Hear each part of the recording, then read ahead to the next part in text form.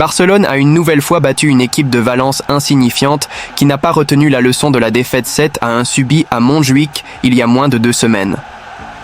L'équipe Blaugrana complétera le tirage au sort des demi-finales de la Copa après avoir battu ses rivaux en une demi-heure.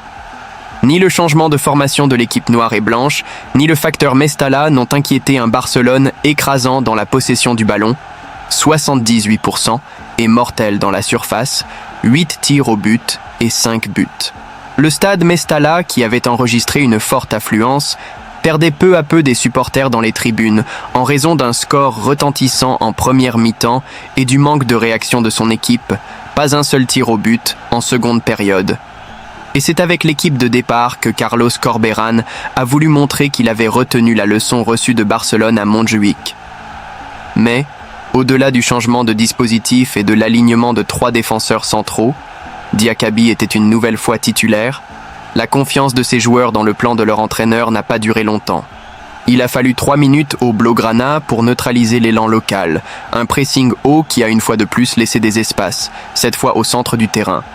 Le rêve a commencé à s'estomper lorsque Balde a trouvé une brèche dans la défense locale pour envoyer une passe à l'attaquant valencien qui a évité la charge de Yarek pour centrer devant Dimitrievski.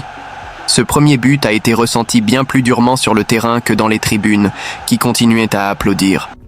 Car Valence est une fois de plus resté à mi-chemin et a laissé à Pedri, De Jong et aux latéraux du Barça le temps de réfléchir.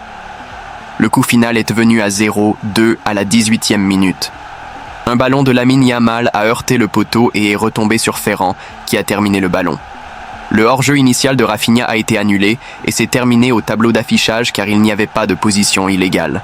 En l'absence de Pepe Lou et de Guillamon, le langage corporel de Flick était celui d'un joueur assistant à une séance d'entraînement sur le terrain de l'adversaire et devant un public. Ses seules frayeurs sont survenues lorsqu'il a vu l'un de ses joueurs à terre.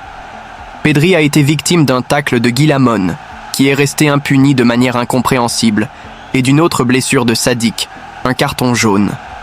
C'est le milieu de terrain de Tenerife qui a servi Fermin qui, après un grand contrôle et un tir, a marqué le 0-3 qui a provoqué les premières huées dans les tribunes.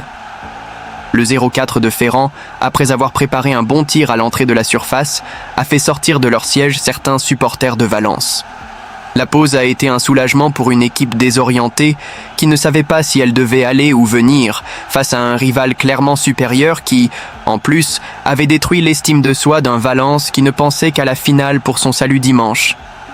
Une fois le match nul réglé, l'entraîneur allemand a commencé à faire des rotations dans le jeu lui-même, qui était désormais une impasse. Seul Sadik a laissé une bonne impression à Mestalla. 2 actions annulées pour hors-jeu ont abouti à un tir heurtant le poteau et à un penalty. Mais Barcelone, à mi-course, a également créé le danger. Lamine Yamal a touché le cadre, sa deuxième tentative au but, avant de marquer après que le tir de Diakaby ait été dévié de peu à côté. Le match s'est terminé avec quelques espaces vides dans les tribunes et quelques olé et oui moqueurs de ceux qui avaient choisi de rester jusqu'à la fin.